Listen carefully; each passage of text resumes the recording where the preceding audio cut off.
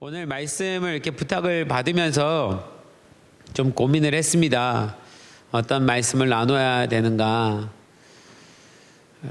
아까 우리 예배자님께서 예배 인도하실 때에 주님을 정말 갈망하십니까? 라는 말씀을 나누면서 갈망을 위해서 기도하자고 하셨는데, 그 갈망을 위해서 기도하다 보니까 제 마음 안에 주님 당신을 갈망합니다 라고 고백을 하면서 언뜻 드는 마음이, 주님은 우리를 향해서 어떤 갈망을 가지고 계실까? 그런 생각이 다시 들었어요. 우리는 주님을 갈망한다고 고백하지만 주님도 우리를 갈망하시거든요. 사실은 주님이 더 큰 갈망을 가지고 계시거든요. 우리가 주님을 갈망합니다 했을 때 그것은 여러 가지 의미가 있어요. 내가 필요한 어떤 것을 갈망한다는 의미도 있겠고, 나의 어떤 영적인 성숙을 위한 갈망일 수도 있겠고, 주님과의 친밀함의 교제에 대한 갈망일 수도 있겠고, 교회에게 하나님 주신 어떤 특별한 은혜의 갈망일 수도 있겠고, 그런데 어쩌면 그보다 더 중요한 것은 하나님의 갈망이 무엇인가를 우리가 깨닫는 거예요. 그래서 그 하나님의 갈망에 나의 삶에 나의 모든 것을 맞추다 보면 우리의 갈망이 하나님의 갈망이 되는 거죠. 하나님이 원하시는 것을 갈망하는 마음, 이게 진짜 그리스도의 마음이 아닐까라는 생각을 했습니다. 지금 하나님은 이 시대에 우리에게요, 특별히 우리 대한민국에게, 우리 그리스도인들에게 어떤 갈망을 가지고 계실까요? 여러분, 오늘도 우리는 아주 수많은 뉴스를 듣고 왔습니다.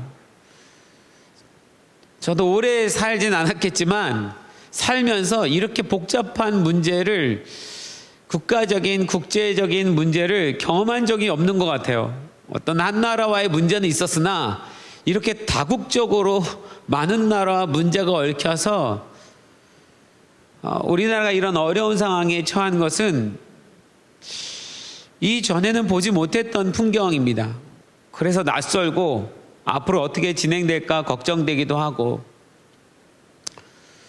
하나님의 백성으로, 하나님의 자녀로 이런 상황 속에서 하나님은 이 나라에 어떻게 하나님의 나라를 펼쳐가고 싶으신가, 도대체 하나님 무슨 갈망을 갖고 계신가, 그게 더 궁금해지기 시작했어요. 하나님께서는 이 일을 모르고 진행하지 않으실 것입니다. 이 나라를 향하는 분명한 하나님의 뜻이 있을 거예요. 하나님의 허락하심 가운데 모든 일이 진행될 겁니다. 분명히 하나님의 갈망함이 있어요. 이것을 통해서 하나님이 이루고 싶은 것이 분명히 있을 것입니다. 여러분 궁금하지 않습니까? 우린 그걸 찾아야지 돼요. 제가 오늘 말씀을 드린다는 것이 아니라 우린 그걸 찾아야지 돼요. 하나님이 어떤 생각 갖고 계신가. 사실은 그거는 정치인들이 어떻게 말하느냐도 참 중요하고, 국가 지도자들이 어떻게 이것을 진행하느냐도 중요하지만, 그보다 더 중요한 것은 하나님이 이것을 어떻게 풀기를 원하시고, 어디로 끌고 가기를 원하시고, 무엇을 이루기를 원하시는지를 우리가 이해하는 거예요. 사실 그걸 이해할 수 있는 사람은 하나님의 자녀들입니다. 당신의 백성들이고 예수를 믿는 자들이고, 그들만이 기도 가운데 이 하나님의 갈망함을 깨달을 수 있는 거죠. 여러분 소망하십니까? 이 모든 일을 통하여서 풀어가시는 하나님의 놀라우신 역사하심을요. 하나님 분명히 어떤 계획을 가지고 이 민족을 이렇게 풀어가시는 중이십니다. 우리가 볼 때는 익숙하지 않고, 우리가 볼 때는 어려운 일일 수 있겠지만, 제가 예배드리면서 생각해 보니까 우리가 지금 일본과의 굉장한 어려움의 싸움을 싸우고 있는데, 지금은 경제로 전쟁을 벌이고 있는 상황 속에 있지만 100년 전에는 정말 일본과 나라와 나라의 상대로 이 나라를 먹느냐 먹히지 않느냐의 싸움으로 싸웠던 적이 있습니다. 그때 이 대한민국에 살았던 그 수많은 사람들이, 일본의 지배를 받는 이 한국의 국민들이 독립에 대한 소망이 있었겠지만, 그 일본 치하 속에서 100년 후에 하나님이 어떻게 이 나라를 만드실지 아무도 예상할 수 없었을 거예요. 그러나 하나님은 일제 치하 속에서도 분명한 하나님의 계획을 가지고 계셨고, 이 민족을 사용하셔서 100년 후에 어떤 나라가 되게 하고, 하나님에게 어떤 필요를, 어떤 하나님의 원하심대로 이루어가는 나라가 되게 할지 하나님은 알고 계셨던 거죠. 지금 우리가 이렇게 하나님 나라 안에서 자유 독립국가로 자유롭게 예배하며 하나님을 노래하며 온 세계를 선교하는 나라로 하나님이 만드실 것을 하나님이 이미 그때 계획하고 계셨고 하나님의 갈망 속에 있었던 거죠. 그 일을 하나님은 이루신 겁니다. 또 다시 이런 문제가 터졌을 때 하나님은 무슨 생각을 하고 계실까? 무엇을 원하고 계실까? 여러분, 우리의 진짜 기도는, 부탁하기는요, 이게 당분간이 될지 얼마가 될지 모르겠지만 여러분에게 도전하기는 개인 기도를 잠깐 멈추십시오. 나 자신을 위한 기도는 잠깐 내려놓으세요. 그리고 이 민족과 이 나라를 위한 기도로 넘어가야 될 시점입니다. 정말 믿는 사람들이 하나님 나라가 이 땅에서 어떻게 펼쳐질지를 위해서 우리가 국가와 민족을 위해서 기도해야 될 시간입니다. 지금은 잠깐 나를 위한 기도를 내려놓아도 그렇다고 해서 하나님이 내 삶을 주관하지 않는 거 아니고 내 삶을 인도하지 않는 거 아닙니다. 하나님은 그의 나라와 그의 뜻을 위해서 기도할 때 내 문제는 허락해 주실 거예요. 그래서 특별히 오늘 우리가 이 말씀을 나누고 난 다음에 정말 이 민족과 이 나라를 위해서 같이 기도하는 시간을 갖기를 소망합니다. 동의하십니까? 네. 우리 옆 사람한테 이렇게 얘기할까요? 이 나라는 당신의 기도가 필요합니다.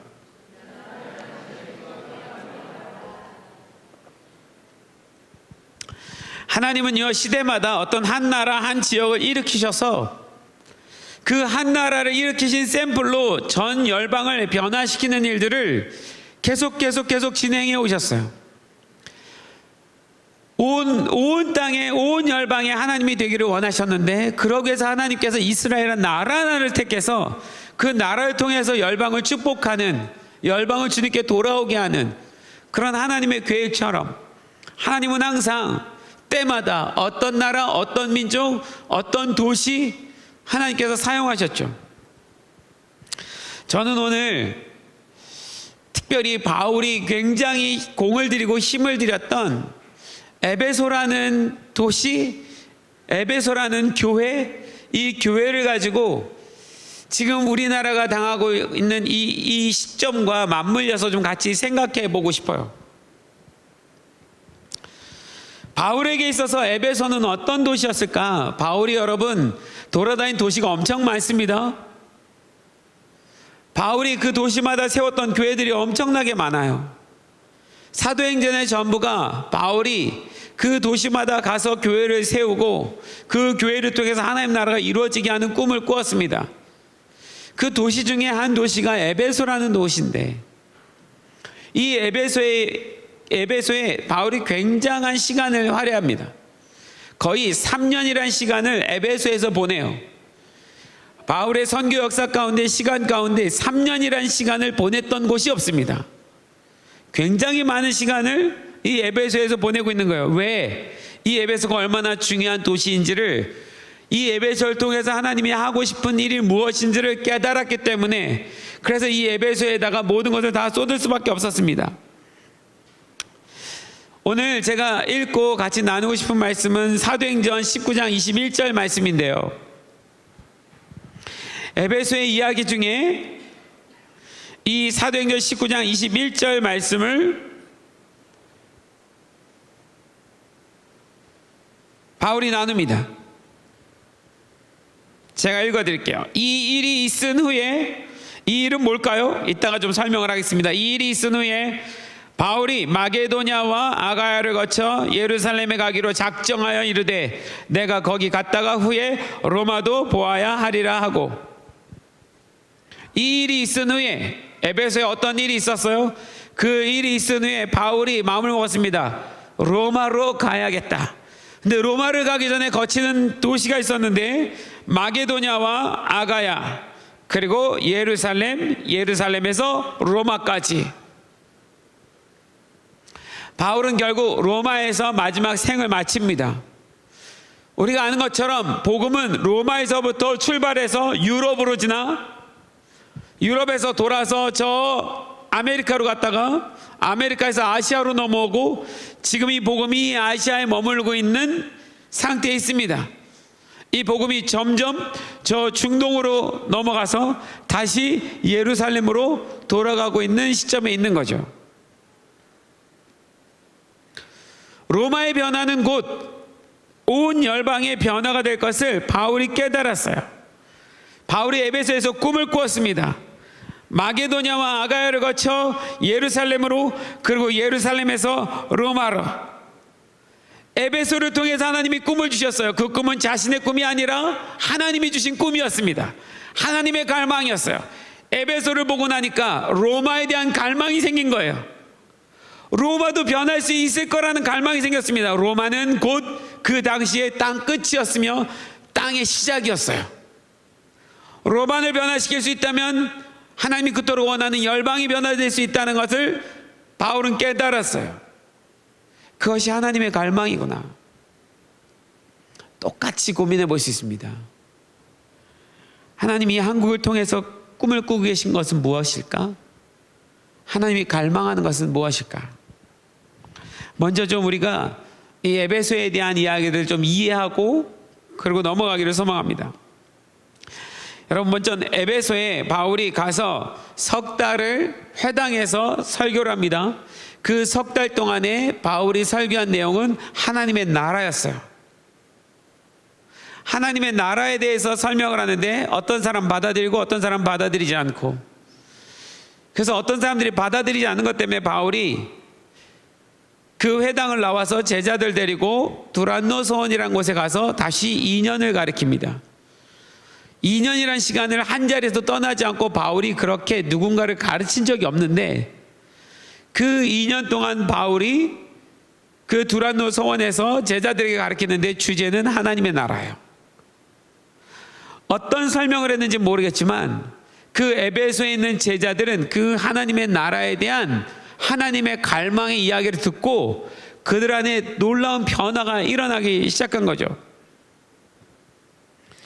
그런데 그 하나님의 나라에 대한 깨우침을 받으면서 에베소의 성도들과 바울의 행함 가운데 놀라운 기적들도 일어나기 시작합니다. 많은 사람들이 주님께 돌아온 것 정도가 아니라 그 이전에는 볼 수 없었던 기적들이 일어나는 거예요. 바울의 몸에서 손수건이나 앞치마를 가져다가 병든 사람에게 얹으면 병도 낫고 악귀도 물러가는 거예요. 여러분, 이런 기적은 성경에 뭐라고 표현되어 있냐면 희한한 기적, 이렇게 되어 있어요. 희한하다라는 단어 자체가 예수님 때도 잘 일어나지 않았던 어떤 특별한 사건, 이런 의미인 거예요.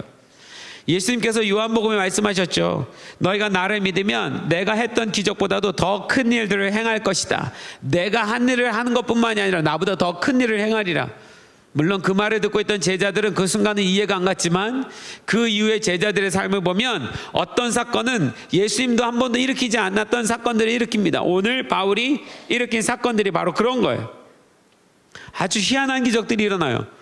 그 희한한 기적들은 그걸 보는 모든 사람이 이건 사람이 행할 수 있는 일이 아니란 걸 알게 됩니다. 이건 그 당시 어떤 신들도, 그 에베소에 있는 어떤 신들도 절대로 따라하거나 행할 수 없는 기적이란 것을 알게 됩니다.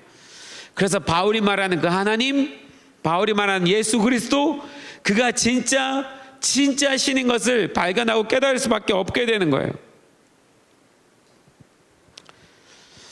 이 사도행전을 기록하고 있는 누가는요, 이 에베소에 있었던 이 사건들로 인해서 어떤 결과가 일어났는지를 이렇게 설명합니다. 아시아에 사는 자는 유대인이나 헬라인이나 다 주의 말씀을 듣더라. 아시아에 사는 자는 유대인이나 헬라인이나 다 주의 말씀을 듣더라.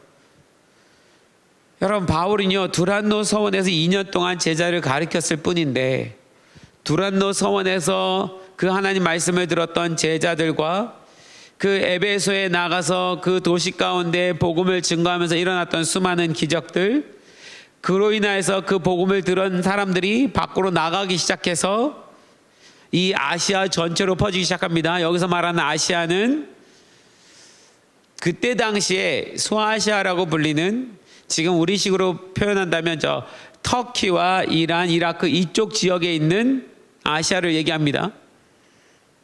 굉장히 큰 범위의 땅이었어요. 그때는 도시국가였기 때문에 모든 도시가 하나의 국가였습니다. 에베소도 하나의 도시국가의 형태였던 거죠. 그 소아시아에 수많은 도시들인데 그 모든 도시들이 다 하나의 국가 같았어요. 그 소아시아에 우리가 잘 알고 있는 요한계시록에 나오는 7대 교회가 나옵니다. 에베소, 서머나, 버가모, 두아디라, 사데, 빌라델비아, 라오디게아. 이 7개의 도시도 우리는 그것을 교회로 이해하고 있지만 사실은 그 도시 자체가 하나의 도시 국가였어요. 그 도시의 도시 국가에 복음이 들어가고 거기 교회가 세워진 거죠.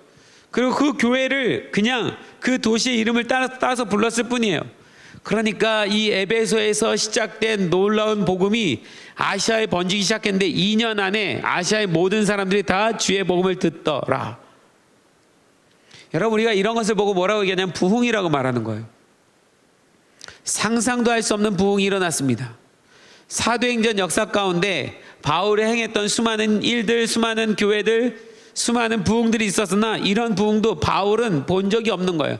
처음 보는 부흥이 일어난 겁니다.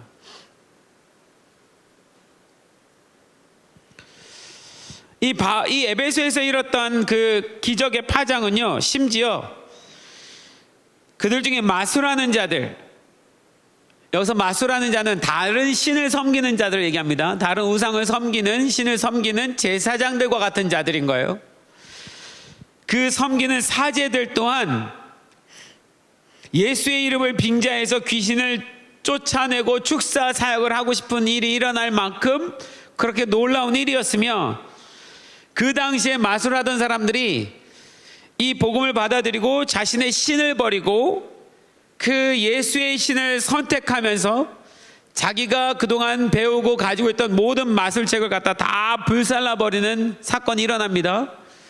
여기 성경에 보면 또 마술을 행하던 많은 사람이 그 책을 모아가지고 와서 모든 사람 앞에서 불사르니 그 책값을 계산한 즉 은 5만이나 되었더라, 이렇게 기록되어 있어요. 여러분, 그 책값이 은 5만 개의 가치다,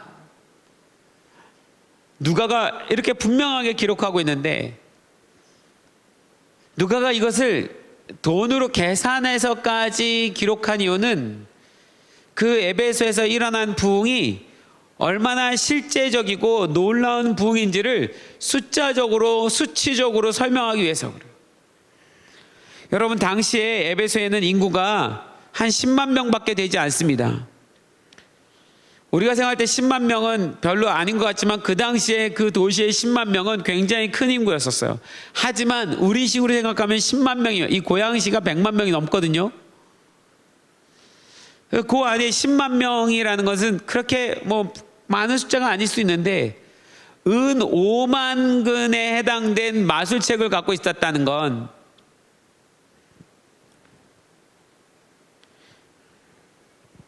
이게요, 여러분, 이거를 지금 제가 그냥 이 현대의 개념을 한번 계산을 해봤어요. 당시에 은으로 만든 동전은 은 3개를 있고 금 3개를 있습니다. 우리가 성경에서 보고 있는 예수님 당시에 화폐 단위가 3개였으니까 아마도 이 은 5만 건 했을 때는 은 3개를 얘기하는 것 같아요. 이 은 한 3개의 값이 당시에 노동자 4일치의 임금이었습니다. 4일의 임금이 은 하나인 거예요. 그러니까 예수님께서 가룟유다가 예수님을 팔았을 때 은 30개 팔았잖아요. 은 30개면은 며칠 노동자입니까? 4일이니까 4, 32, 120일 정도 되는 노동자 임금인데, 이게 4일치를 계산하면 여러분, 요즘 우리 하루에 임금 얼마입니까? 그냥 적게 잡아서 뭐 요즘 노동자들 임금 한 10만 원 우리가 생각한다면 은 한 세겔에 은 하나에 40만 원 생각하고 거기다 5만을 곱하면 얼마가 나올까요? 200억이 나옵니다. 200억. 그런데 지금의 물가의 개념으로 200억 해도 우린 깜짝 놀랄 정도인데, 이 책을 태웠는데 200억인데 당시 10만의 인구 가운데 그 당시의 물가의 기준으로 얘기하면요, 이 200억은 가치가 2천억이 될 수도 있고 2조가 될 수도 있는 돈인 거예요. 그러니 그 에베소라는 도시가 얼마나 우상숭배가 강했던 도시인지를 한눈에 보여주는 사건입니다.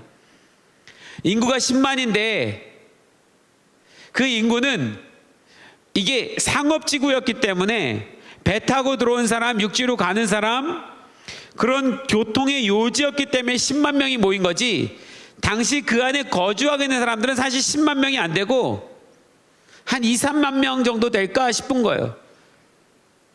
얼마나 도대체 많은 마술책, 우상을 섬기는 책 얼마나 많이 갖고 있었다는 거예요. 그런데 그 모든 책을 다 갖다가 불사를 만큼 그 에베소에 부흥이 일어났어요. 예수님의 복음을 받아들였습니다. 이 사건 때문에 그 우상으로 먹고 살던 한 사람이 화가 나서 바울을 죽이려고 폭동을 일으키고 막 이런 사건들이 그 다음에 막 일어나죠. 왜 하나님은 에베소에서 이러한 기적들을 일으키게 하셨을까요? 그냥 어떤 도시 중에 특별하게 그 에베소란 도시가 이 사건이 일어난 걸까요? 아니면 처음부터 하나님은 그 도시에서 이 사건을 일으켜야 될 이유가 있었던 걸까요? 여러분, 하나님이 어떤 일들을 행하실 때는 지정학적으로도 분명한 이유가 있습니다. 하나님은 온 열방의 복음이 증거되는 것을 꿈꾸고 계시기 때문에, 하나님 나라를 보고 계시기 때문에 그 하나님 나라를 향해서 가기 위해서 어떤 특별한 도시들을 하나님이 관문처럼 찍고 지나가실 때가 있어요. 이 에베소는 하나님에게서 특별한 어떤 의미가 있는 거예요. 바울이 모르고 갔다가 이 에베소에서 어떤 하나님의 특별한 의미를 깨닫게 됩니다. 당시 에베소의 위치를 보면 그 당시에 전 세계 로마가 다스리고 있었고, 로마에게 있어서 로마라는 도시 외에 중요한 세 개의 도시가 있습니다. 로마가 지배하고 있던 그 도시 가운데 중요한 세 개의 도시가 있어요. 그 하나가 시리아에 있는 안디옥이 하나의 중요한 중심 도시, 로마가 온 세계를 다스리는 데 있어서 시리아의 안디옥, 이집트의 알렉산드리아, 그리고 이 동쪽에 있는 에베소, 이 세 도시가 로마에서 그 속국을 다스리기 위해서 중요하게 여기는 3대 도시입니다. 그 중에서도 아시아의 로마 식민지 중에 중요한 도시가 에베소였던 거예요. 아시아에 있어서는요. 이 에베소는 교통의 상업의 중심지였습니다. 에베소의 그 동쪽으로는 간선도로가 나 있고 서쪽으로는 바닷길을 연결하는 도시였어요. 그러니까 에베소에서 동쪽으로 가면 아시아고 에베소에서 배를 타고 나가면 유럽인 거예요. 그러니까 에베소라는 도시는 아시아와 유럽을 나가는 교착점에 있었던 도시인 거예요. 그래서 많은 사람들이 몰릴 수밖에 없었습니다.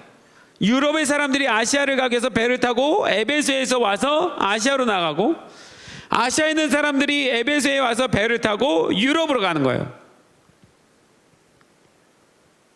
바울이 그렇게 소망했던 아시아의 복음이요.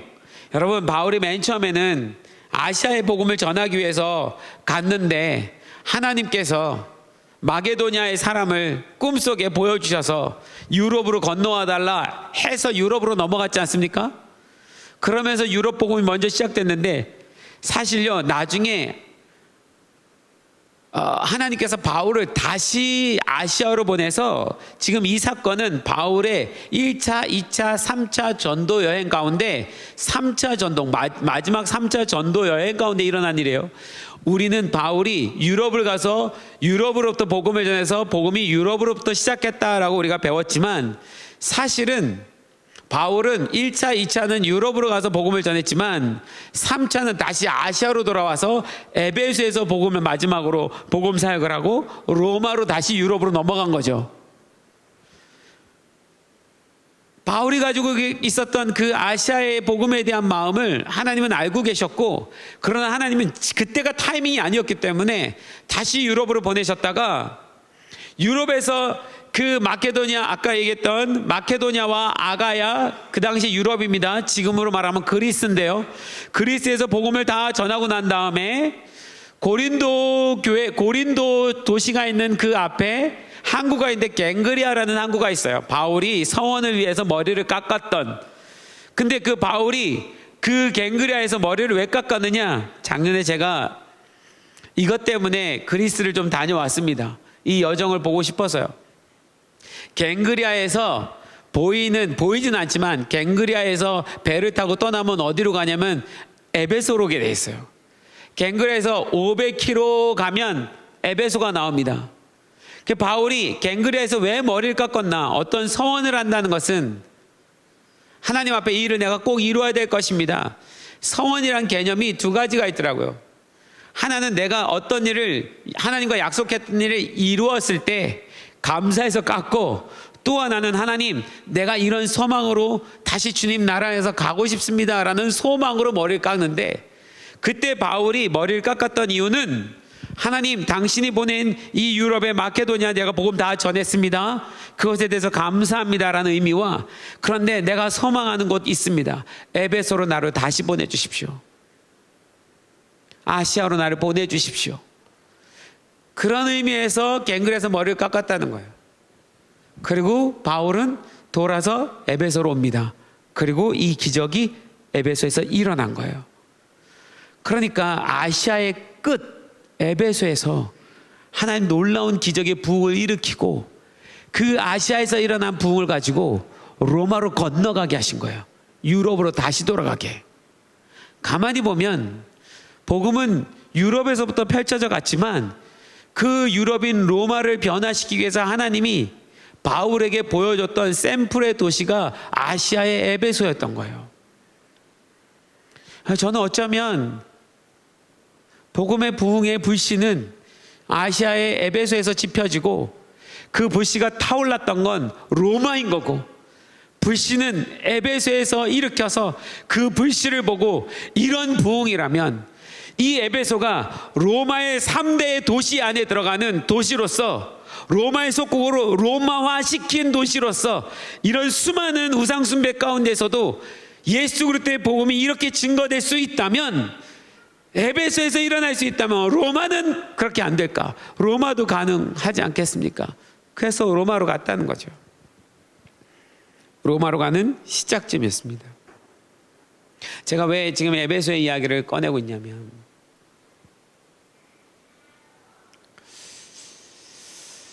올 초에 이 에베소를 묵상하다가 우리나라에 대한 생각이 굉장히 많이 들었어요.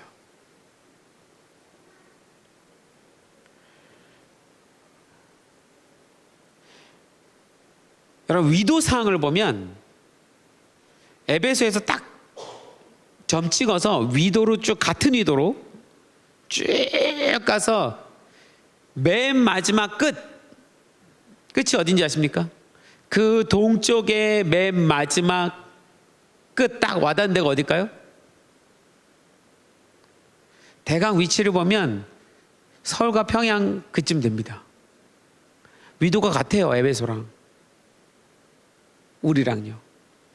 그래서 에베소에서 바라보는 저 동쪽의 끝은 대한민국이에요. 그런데 여러분, 우리나라에서부터 시작하는, 물론 일본에서 시작하지만 우리나라에서 저 유럽과 이스라엘을 향한 도로가 하나 뚫려 있는데, 그 도로가 아직 다 완성은 안 됐지만 여러분 잘 알고 있는 뭐가 있습니까? 아시안 하이웨이가 있죠. 그게 부산에서부터 출발하면 저 북한이 열리면 북한을 통해서 어디로 갑니까? 이 아시아, 유라시아를 통해서 어디로까지 가요? 이스라엘까지 가고 유럽까지 넘어갑니다.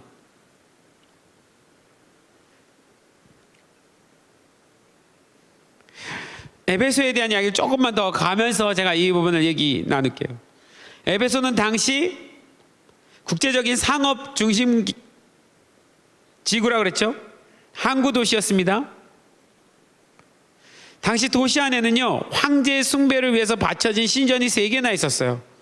황제를 위해서, 로마 황제를 위해서 바쳐진 신전이 3개.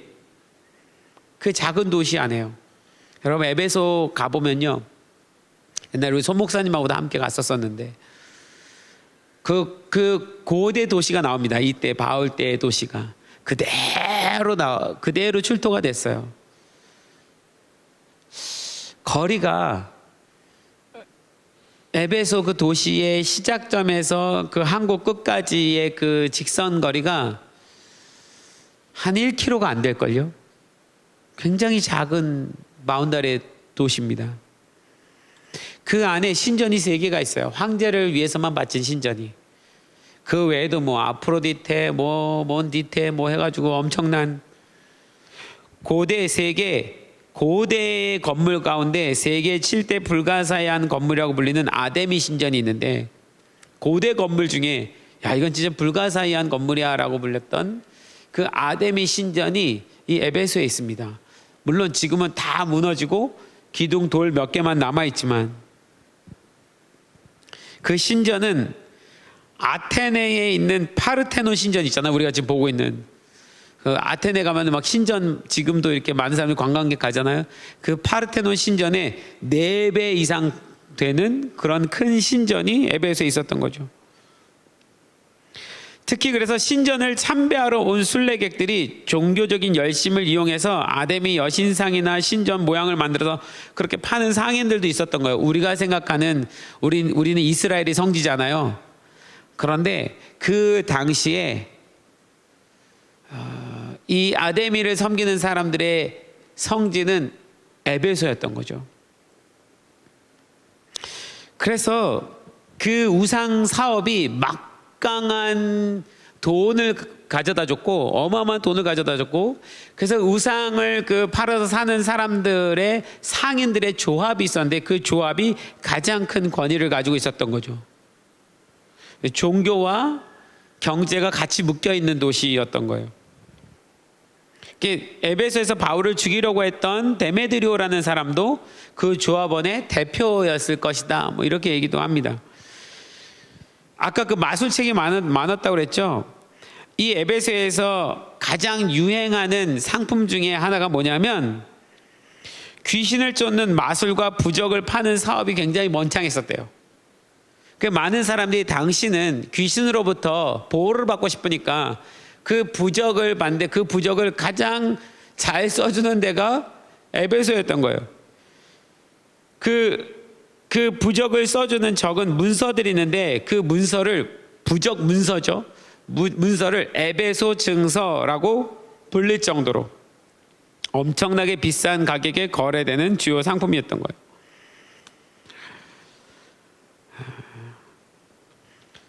아까도 얘기했지만 이 에베소에서 7개의 교회가 파생됐습니다. 에베소, 여러분 소아시아의 요한계시록에 나오는 마지막 때 7대 교회가 왜 그 시작이 에베소부터 시작된지 아십니까?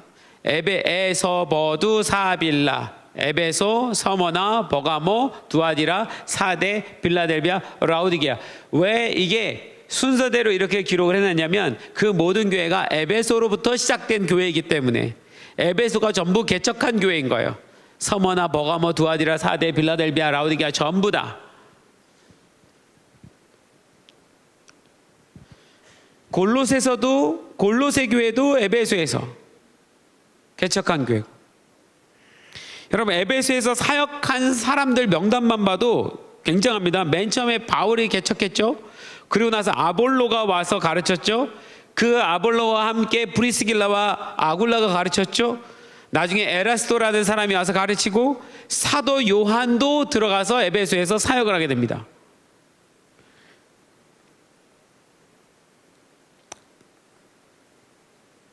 자,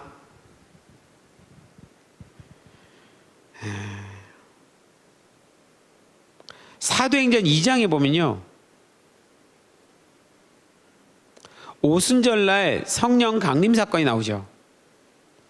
그 오순절날 성령 강림 사건이 나올 때 전국에서, 전 세계에서, 각지에서 6월절날 절기를 지내기 위해서 많은 사람들이 몰려옵니다. 그 많은 사람들이 몰려왔다가 예수님의 죽음을 목격하죠.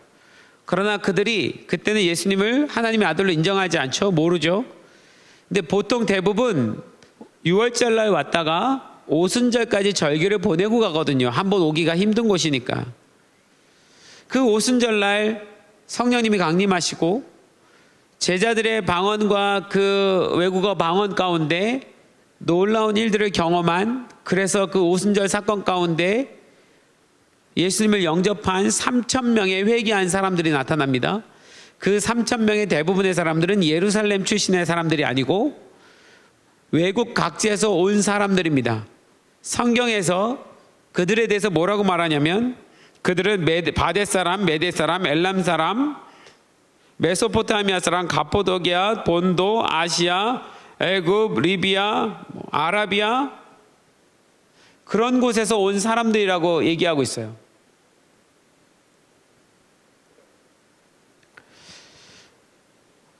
여러분, 그 사람들은 바벨론 때 포로기에 끌려갔던 사람들인데,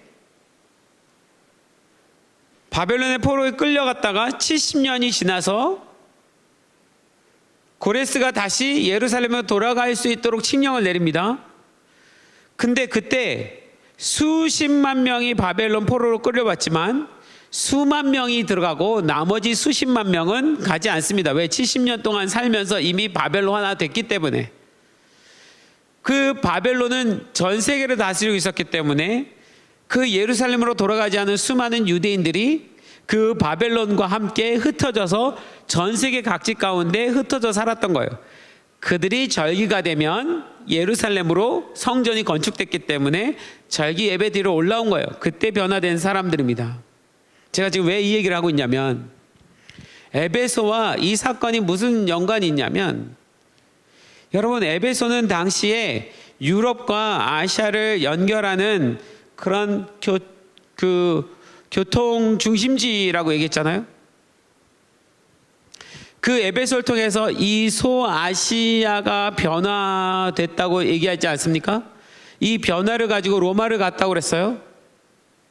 근데 이 변화된 이 소아시아 지역이 지금 여기 말하는 사도행전 2장에 나온 3,000명의 회개한 사람들이 사는 곳이에요. 다 보면 바데 사람, 메데 사람, 엘람 사람, 지금이 어딘지 아십니까? 지금의 이란이에요.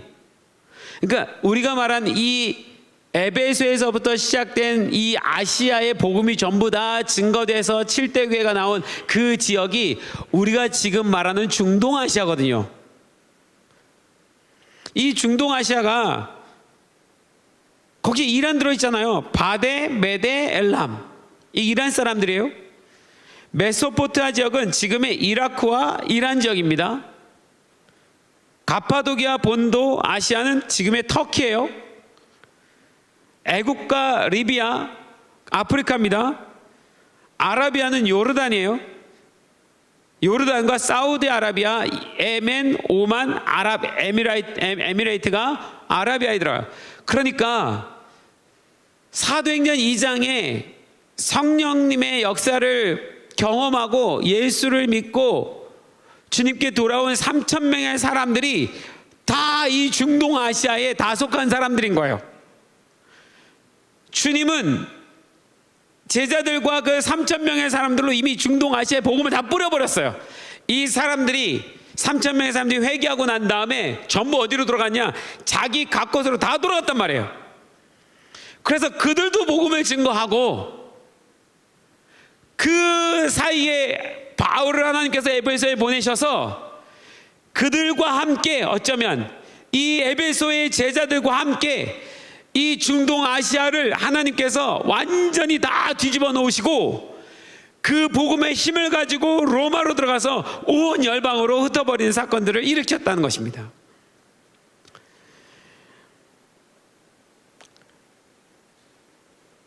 제가 여기서 한 가지 포인트를 좀 말씀드리고 싶은데, 반복해서 말씀드리지만 에베소는 아시아와 유럽을 연결하는 도시입니다. 여러분, 지금 작년 2017년, 2018년부터 우리나라에서 가장 많이 이야기되는 어떤 대륙이 유라시아입니다. 유라시아 아시죠? 유라시아는 아시아와 유럽을 하나로 묶어서 표현할 때 쓰는 말이 유라시아예요. 이 유라시아에 어디가 들어가냐면,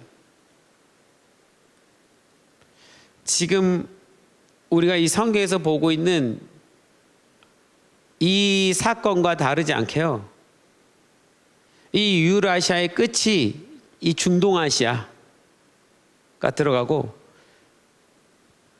시작은 우리 대한민국에서부터 시작해서, 우리가 극동아시아잖아요. 동북아시아, 동남아시아, 중앙아시아, 중동아시아, 그리고 이스라엘, 유럽이거든요.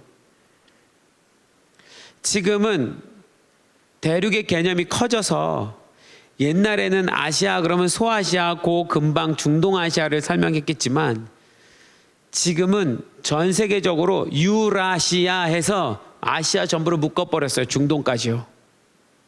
그래서 유럽으로 건너가는 그 통로의 지점을 아시아로 세운 거예요. 마치 에베소를 통해서 이 중동 아시아를 하나님께서 복음화 시켜서 유럽으로 넘어갔던 것처럼, 그래서 바울이 그 로마를 가고 해서 예루살렘을 거쳐서 로마를 지나간 것처럼,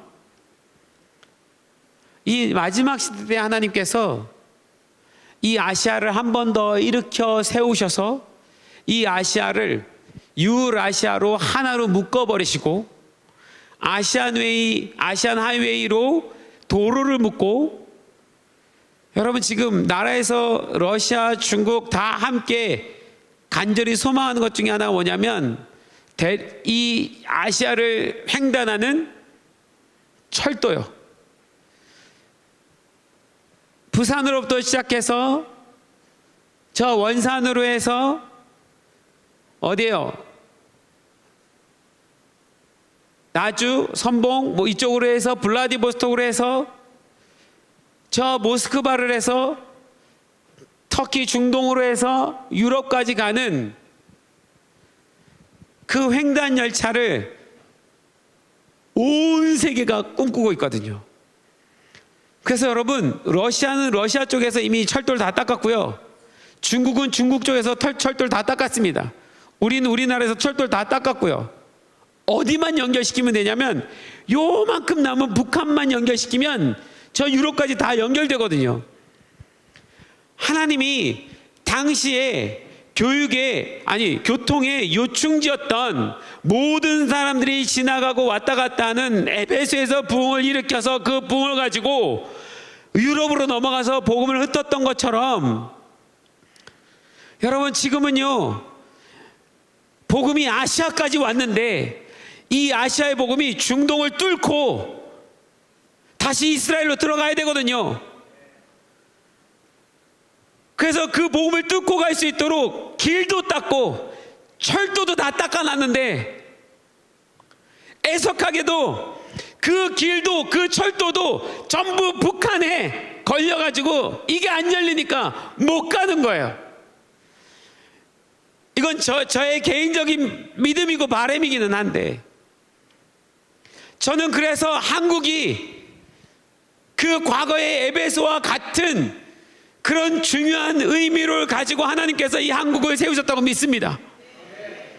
여러분 100년 전에만 하더라도 에베소처럼 한국은 가장 우상숭배를 많이 섬기던 나라였고, 하나님을 전혀 모르는 민족이었고, 가장 가난한 나라였고, 그런데 어쩌다 보니 100년이 지나서 이 대한민국이 전 세계를 연결하는 가장 중요한 교통 중심지에 서 있는 거예요. 열리기만 하면 온 유럽까지 다 갈 수 있는. 그리고 하나님은 이 대한민국을 전 세계에서 가장 선교를 많이 한 나라로 만드셨죠. 여러분, 예수님 오신 이후로 2000년 동안에 많은 신학자들이 말하기를 그 2000년 동안에 수많은 복음의 역사가 있었지만 이 단기간에 이렇게 복음화되어서 선교하는 국가가 된 이 대한민국 같은 부흥의 역사는 없었다는 거죠. 여러분, 전 세계에서 볼 때 이 대한민국은 정말 놀라운 부흥의 현장을 보여주고 있는 나라입니다. 복음의 부흥도 부흥이요, 경제의 부흥의 부흥도 부흥이요, 문화의 부흥도 부흥이요. 하물며 K-팝, 드라마, 온 세계 사람들이, 다음 세대들이 이 한국을 소망하고 그 한국의 문화를 받고 받아들이기 위해서 전부 한국만 쳐다보고 있고, 여러분, 불과 우리가요, 인천공항 처음 생겨날 때 기억나십니까? 그게 개통됐을 때 과연 아무 일 없이 잘 개통될 수 있을까 이런 생각했었는데, 그때 그 인천공항이 전 세계의 허브가 되는 공항이 되게 하겠다 이렇게 얘기했을 때요, 사실 많은 국민들이 정말 그게 가능한 일일까 그랬어요. 헛방귀 끼고. 그러나 여러분, 얼마 전까지만 해도 저 인천공항은 전 세계 최고의 공항이었고 전 세계의 모든 나라들이 거쳐가는 허브 공항이 되었습니다. 여러분, 복음은요, 우리 한국에서 시작된 복음이 중국, 일본, 몽골, 동남아시아, 저 인도 차이나 반도, 그리고 중동까지 계속해서 번져가서 지금 들어가고 있습니다.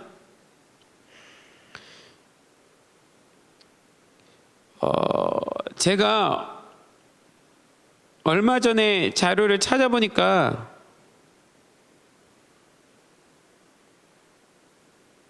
자료가 어디 갔죠?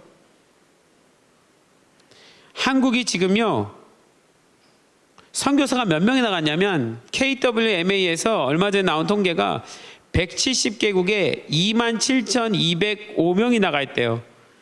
근데 그 27,000명 중에 18,000명의 선교사가 어디에 다 있는지 아십니까? 북아시아, 동남아시아, 남아시아, 중앙아시아, 중동, 이 유라시아 이 지역에 18,000명이 다 있습니다. 전 세계 인구가 70억이에요. 70억 가운데 이 유라시아에 살고 있는, 이 중동아시아, 이 아시아에 살고 있는 사람들이 50억입니다. 지금 마지막 복음은 이 유라시아에 펼쳐져 가는 이곳에 복음이 증거되어야지 예수님 마지막 오시는 거예요.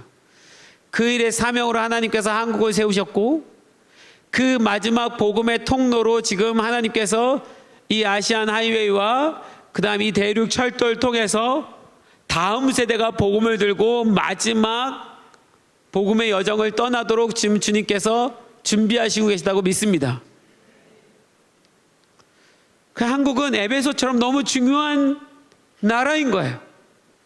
이 한국에서 일으킨 복음의 부흥이 저 로마 예루살렘까지 가게 하기 위해서 하나님이 이 한국을 부강하게 하신 것뿐만이 아니고 도로를 다 닦아서 그 길을 따라서 복음을 증거하게 하고자 하시는 거죠.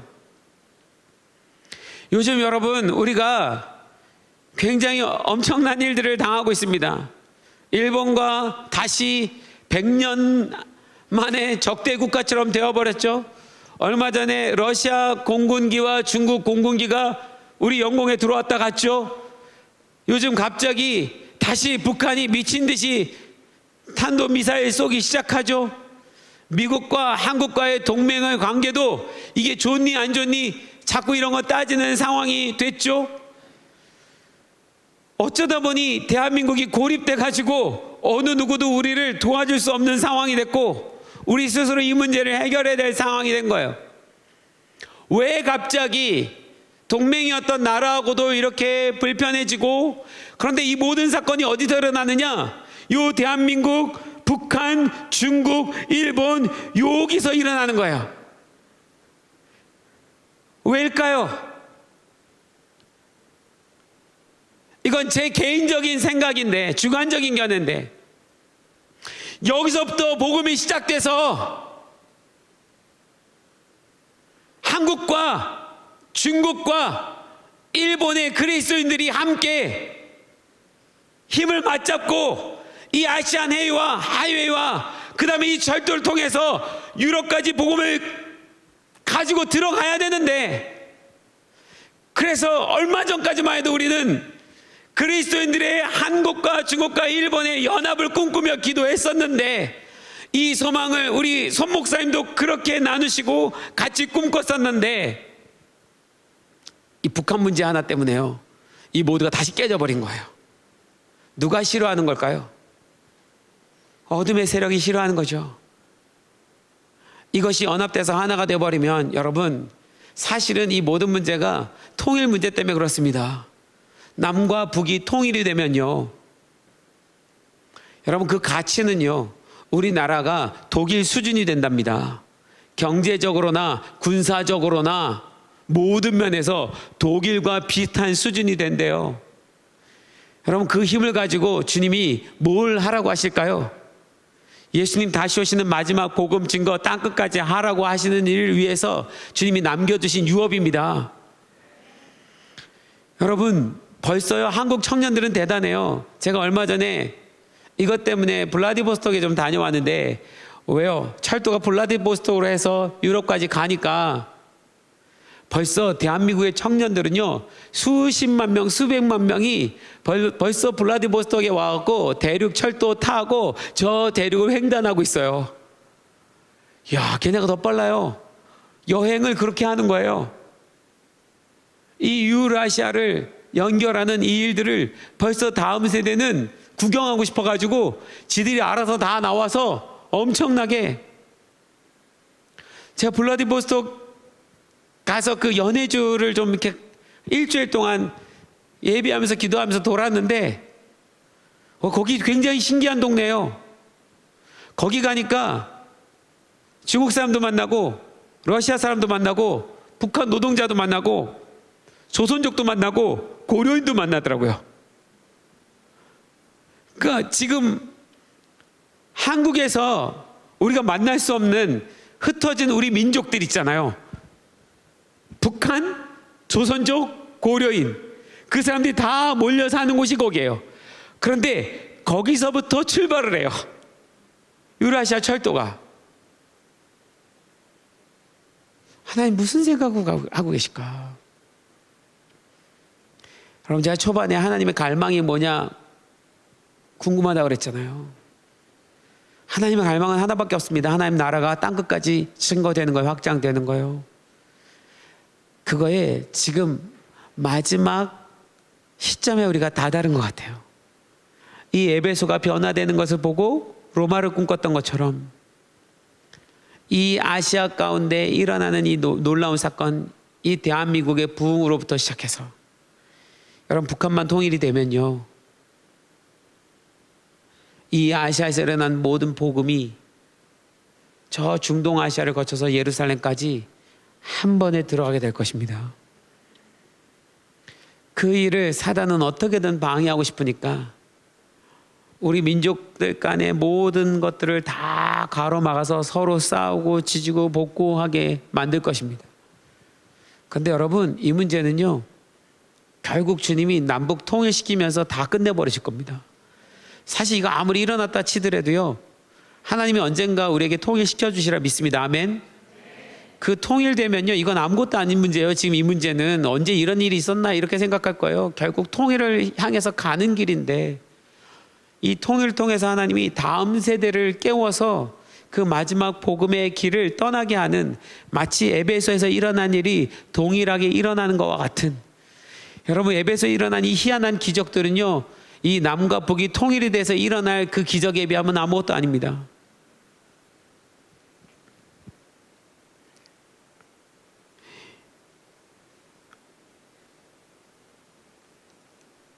16세기 때는요, 대륙을 장악한 나라가 세계를 지배했대요. 근데 16세기 이후에는 해양을 장악한 나라가 세상을 지배했대요. 지금 21세기 와서는 대륙과 해양을 모두 지배하는 나라가 세상을 지배한대요. 그러니까 대륙으로도 해양으로도 모든 곳으로 다 갈 수 있는 교통의 중심지. 그래서 그 세상이 중심이 되고 싶어서 중국이 1대1로 프로젝트를 하고 있는 거예요. 대륙으로는 실크로드를 따라서, 해양으로는 배를 따라서 저 유럽까지 뚫어버리는 거예요. 중국 자신이 그 중심이 되고 싶어서, 그러면 이 세계를 지배할 거라고 생각하니까. 러시아도 그래서 저기 그 블라디보스토크 그쪽에서부터 저쪽 아메리카로 길을 뚫고 싶은 거예요. 거기서 나오려면 북한으로 해서 이 대한민국을 통해서 태평양으로 가야 되니까 러시아도 사실은 소망해요, 이게 열리기를. 여러분, 이 마지막 때에는 대륙과 해양이 한꺼번에 다 만나는 그곳에서 부흥이 일어날 겁니다. 그래서 하나님은 이 아시아가 너무 중요해요. 이 유라시아가 너무 중요합니다. 그 유라시아의 시작점인 대한민국이 너무 중요해요. 이 대한민국을 어떻게든 살려내야 되는 거예요.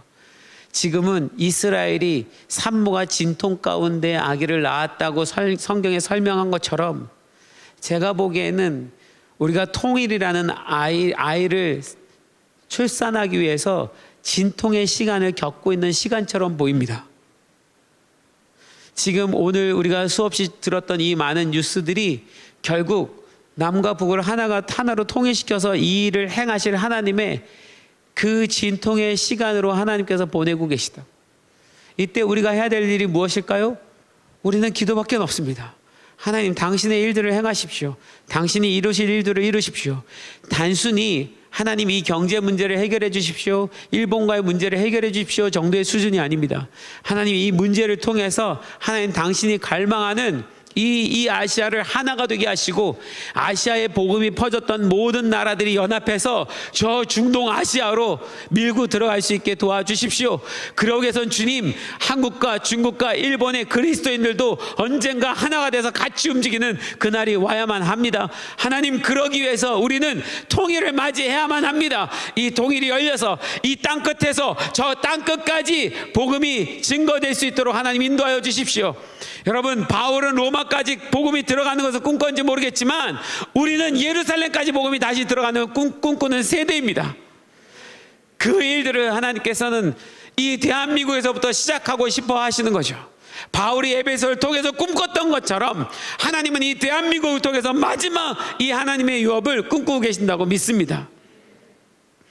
여러분, 그래서 지금의 진통은요, 우리가 두려워할 문제가 아니라 우리가 기대하고, 하나님 도대체 무엇을 행하실 것입니까? 라는 갈망함을 가지고 있어야 되고, 우리가 기도하고 하나님 앞에 구할 때 하나님께서 이 문제를 분명히 당신의 뜻대로 행할 것이고, 하나님은 하나님의 나라의 일들을 이룰 것이고, 우리가 그렇게 꿈꾸던 열방이 복음을 듣게 될 것이고, 예루살렘까지 복음이 들어가게 될 것이고, 주님이 다시 오실 것이고, 그 주님이 오셔서 다스리는 그 하나님 나라에 우리가 사게 될 것이고, 그 일들에 주님은 지금 이 대한민국에서 일어난 일들이 너무 중요한 일인 거예요. 여기서부터 지금 뭔가 시작되어야 되니까 사단도 그 하나님의 관심이 여기 있는 것을 보고 어떻게든 방해하고 싶어서 이 대한민국의 목을 죄고 못 움직이게 하고 싶지만, 여러분, 이 대한민국에는 그래도 6만 교회가 살아있고 아직까지 1000만 명의 그리스도인들이 있고, 물론 명목상 그리스도인들이라 할지 모르겠지만 우리같이 깨어서 기도하는 당신의 백성들이 있고, 생각보다는 깨어서 기도하는 청년들이 굉장히 많이 일어나고 있고, 하나님께서 많은 사람들이 대한민국의 한국교회가 죽어가고 있다고 말하지만 이 어려움 가운데 하나님은 한국교회를 다시 깨우시고 흔들고 계시고, 그 흔드심이 우리로 하여금 기도하게 할 때 하나님께서 놀라운 당신의 일들을 행하실 것입니다. 여러분, 그래서 우리 기도합시다. 우리가 기도해야만 하나님께서 이 일들을 이루실 거야. 우리가 기도해야만 하나님은 이 일을, 우리 일을 통하여서 이루시기를 소망하실 것입니다.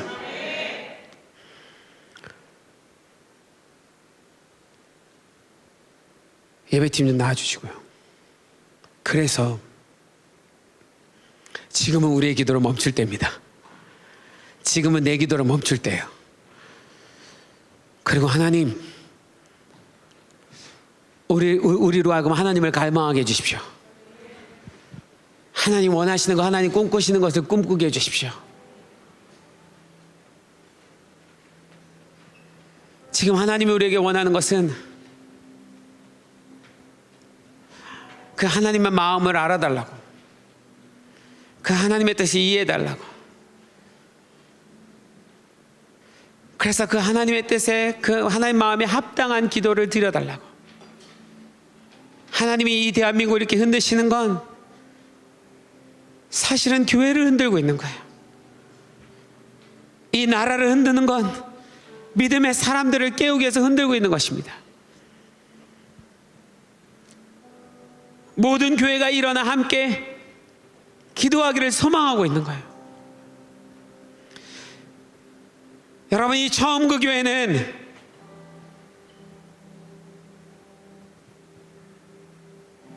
하나님께서 기도로 세운 교회이고, 이 예배의 장소는 지난 10년 동안 어떤 교회와 상관없이 정말 수많은 사람들이 24시간 기도하며 이 공간을 채웠던 곳입니다. 여기 계신 여러분들이 그 기도의 유업을 이어서 하나님 앞에 간구하고 나아가야 될 시간입니다. 나 같은 자의 기도가 무슨 큰 의미가 있을까? 여러분, 이런 모든 생각은 버리십시오. 나 한 사람의 기도로 인하여 하나님은 한국교회를 일으켜 세우고, 한국교회를 일으켜 세워서 하나님이 아시아를 깨우고, 아시아를 깨워서 이 유라시아를 통과해서 이스라엘까지 복음이 증거되게 하시는 것이 하나님의 꿈입니다.